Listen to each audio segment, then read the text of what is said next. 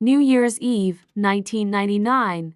When I was 13, the dawning of a new millennium took place on New Year's Eve. While people were fearing the worst with the Y2K bug or out partying and drinking, I was home alone. In 1996, my parents had split up, and from there they divorced, and my mother and I moved across the country from Oregon to Tennessee with her best friend. On the eve of the year 2000, I was home alone, and my mother was currently out of state. Now this didn't worry me, as this was not the first time. I often came home to find a note on the kitchen counter saying they had gone to Florida for a few days and that there were groceries in the fridge. Since the divorce, she was regularly leaving me alone for long periods of time to go to Florida.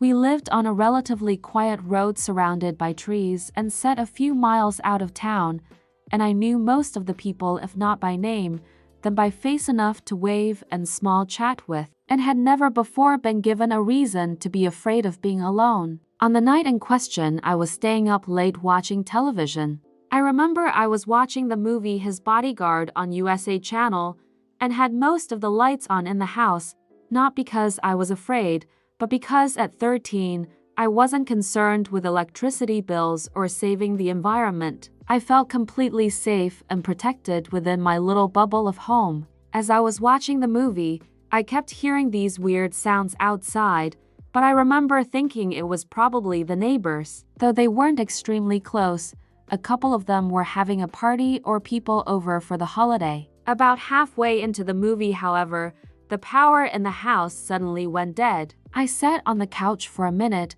just sort of in a panic daze, because it was near midnight and pitch black. I remember thinking the power must have gone out and that it would come back on, so I just decided to sit on the couch with my blanket and wait. A few minutes passed by when I heard a noise in the kitchen where the back door is. My heart started racing in my chest because I thought it sounded like the back door being shut. The back door sits just off the dining room, which is connected to the kitchen, which leads directly into the living room where I was currently sitting on the couch. A few seconds passed after I had heard the sound, and I was straining my ears to pick up anything that wasn't supposed to be there. Every noise suddenly felt magnified. When footsteps sounded on the floor, I immediately slithered off the couch onto all fours, crawled around the ottoman, and started as slowly and as quietly as I could make my way toward the space between the love seat and the couch. I knew I could fit under the side table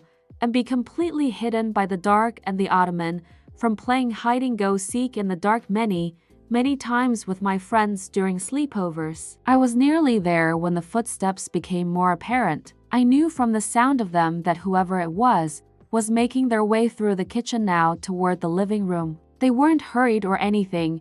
It was like they were just moving around in the kitchen. The full, terrifying story is on my channel.